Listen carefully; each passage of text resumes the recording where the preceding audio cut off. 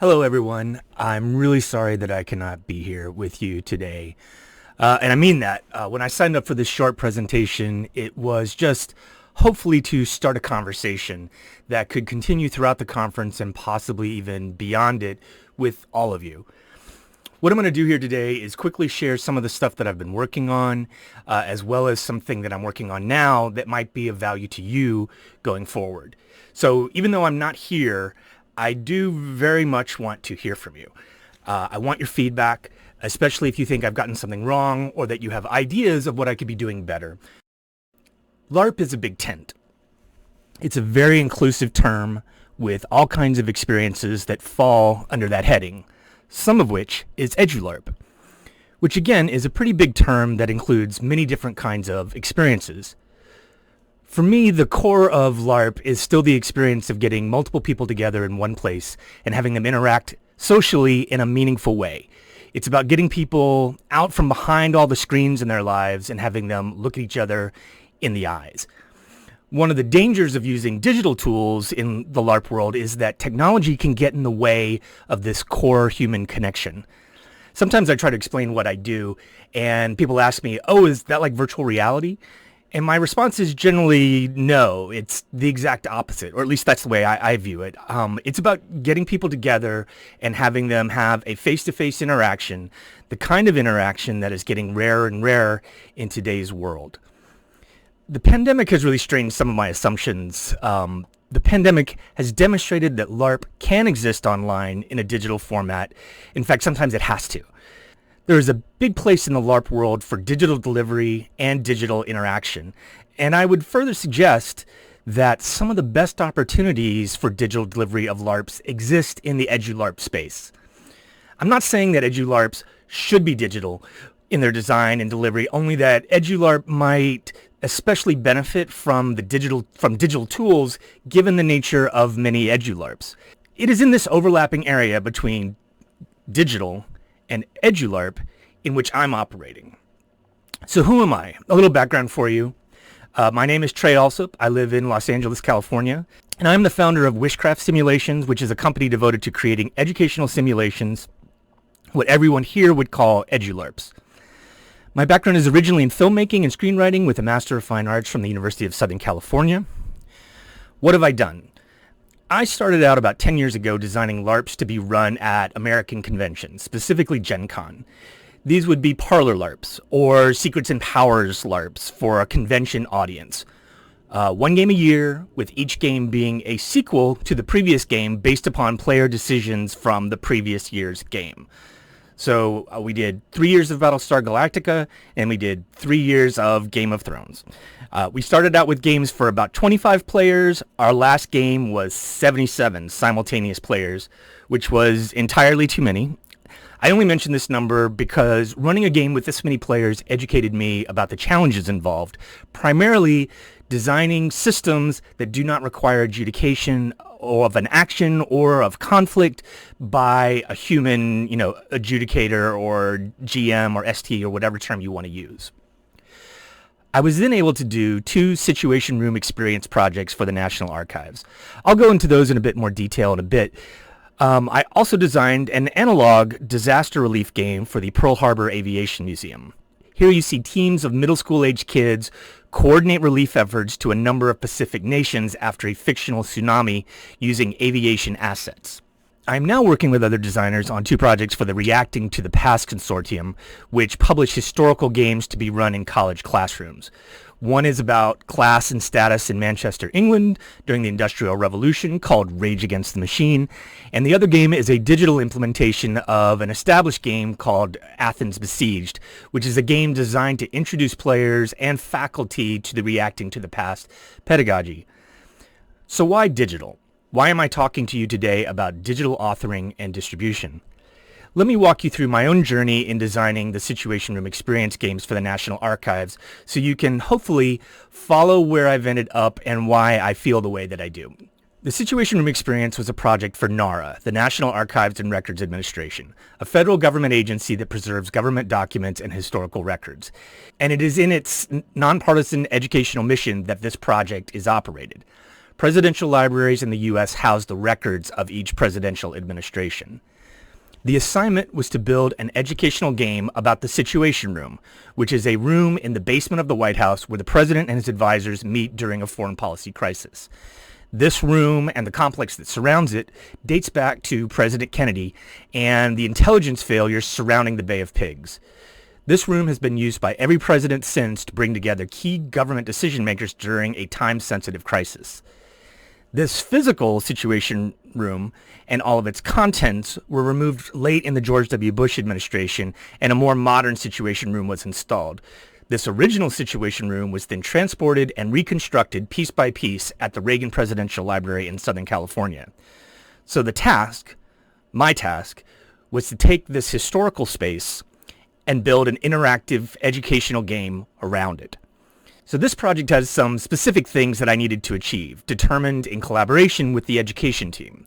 It was designed to be playable by a group of junior and senior high school students, so these are 16 to 18-year-olds, and it had to accommodate a very wide range of class sizes. So the game needed to be able to be playable by groups that numbered to a minimum of 14 and upwards of like 50 players. It needed to fit within a 3-hour field trip visit, all inclusive. That ended up meaning that we got them for about 2.5 hours with 75 minutes of live play. But maybe the most important thing for today's discussion is that the game needed to be run by only a single member of the library's education team, which meant that the game needed to be simple enough that your average interested museum docent could operate the game. This meant that the experience needed to pretty much run the game itself. It needed technology that could deliver the information that students needed to play the game with no advanced preparation, and it needed to be able to adjudicate the dozens, if not hundreds, of decisions that the players would make collectively during its runtime. So this game had to be digital. Just for a little background, this game is a modern, fictional foreign policy crisis. Players take on the role of members of the government after an assassination attempt on the fictional president. What you're seeing here, players on the left are in the Situation Room communicating with the players on the right in the hospital command center. In addition to the government roles, other groups of students play members of the press, acting together as teams to report on the crisis quickly and accurately. The educational outcomes of this experience are, on a more surface level, about American civics and history, but the actual subject matter of the game is communication, leadership, and group decision-making, often with limited and contradictory information. This needs to be a learning experience that is distinct from what students can get in their school classrooms, or at least right now. So this is the interface players get on the tablet we provide to drive their experience. So let me walk you through what you're seeing here real quick. Each tablet is unique to a given role. What you see here would be considered a pretty standard LARP role sheet, at least for many American LARPs, with background, goals, and a short list of allies that we would expect this role to interact with during the game. The main thing this platform can do is deliver information specific to this role at an exact time that can be conditional based upon other players' decisions and actions. New information flows into the game when the players are hopefully ready for it.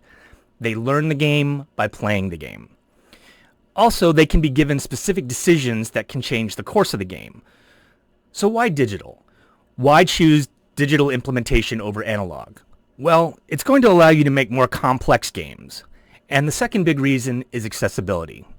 Let's get into a little more detail. A digital platform allows you to deliver role-specific content in real time using complex logic based upon player choice that supports interactive video elements, and digital makes supporting a bunch of primary sources pretty easy. This is something that can be very important to traditional educators, the kind of educators that we're trying to win over with our Edu-Larps. Speaking generally, accessibility may be a little counterintuitive in that to play a game you need to have access to tech. What we're trying to do, again on a broad level here, is trying to make that bar as low as possible so that if you have access to a web browser, you can play a game. On the plus side, you can now distribute your game and reach a worldwide audience. And accessibility is not just on the player side. A digital platform should lower the barrier for someone to run a game. It lowers the demands on the proctor. In fact, we could design the proctor experience for the game. You can run your game reliably multiple times a day, and it does not require you, the designer, to run it, or that you've trained someone to essentially be you and have this big burden of expertise in order to run a game. So what are the dangers of digital implementation? I'm sure there's a lot. I'm going to cover a few here. The biggest concern I had when going this route in designing a game would be what I would call heads down play. Are your players spending their attention looking down at their tablet or phone rather than talking and interacting with other players? I try to be super careful about the amount of content the system is delivering to players pretty low, especially during the runtime. When they do get new information, it's important, and they need to be able to digest it quickly and get back to interacting with other players. If they are waiting for a tablet to give them new information, you're doing it wrong. So back to the Situation Room experience. For a little context, prior to the pandemic, this Edu-Larp operated once or twice a day. Most days of the year, meaning that the number of students have experienced it is already in the thousands. It has become popular with government and corporate groups that pay to use it as a leadership and team building exercise. This was a success. And so we were able to do another one. Washington's cabinet is a historical Edu-Larp set in 1793, at the beginning of Washington's second term as president. So coming into this project, the team was already looking into making these experiences more portable and freeing them from the hardware requirements of the first game. It was also the case that in the first game, the designer, me, wrote all of the content in documents and spreadsheets and then handed that off to the tech people to implement. This is not a great way to work when designing a game, because what you want to do is design the game by running the game, testing it, and making changes, and then testing it again in an iterative cycle. In short, the tech people got sick of all of my notes and really just wanted me to make the changes myself. So I collaborated with them and I came up with this, the Experiential Sim digital platform. So what is this? This is a tool for running a LARP. This is a tool for distributing a LARP. It is a tool for authoring a LARP. It's web-based and browser-based. The idea is that if you can access a browser, you can play a game from this platform. So no dedicated hardware needed. This also potentially could be a common platform for designers, so we don't have to invent new tools for every project. So our community, our Edu-Larp community, has a number of goals. Two of which that are really important to me are to get into classrooms. If we are going to design this content and we're going to invest thousands of hours into making content, I think that means that we also have like a responsibility to get it in front of as many students that can benefit from it as possible. That means getting it into classrooms. Second, I think we need to convince educators to adopt Edu-Larp as a reliable, effective pedagogy. I think that's happening. I think that's ongoing. But making it easy for them to run so that they can run it in their own classrooms, that's an important step, or at least from where I'm coming from. Another digital platform you should check out is called StorySynth, which was created by Randy Lubin. StorySynth allows you to make, play, and share storytelling games. You can find this at storysynth.org. StorySynth guides you through how to build a game using a basic Google Sheet. There have already been a number of games designed on this platform, and it's probably the right choice if you're looking to do something smaller in scope, like For the Queen and The Quiet Year. Platforms like Experiential Sim and StorySynth exist to empower Edu-Larp designers. So my questions to you here today are, how would you use a tool like this? What features would you want us to support?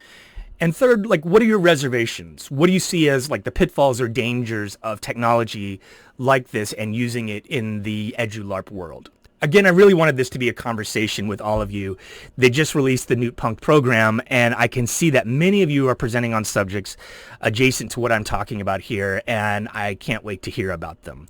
Please reach out and contact me at trey@wishcraftsimulations.com. Check out my website and friend me on Facebook. Thank you and have a great conference.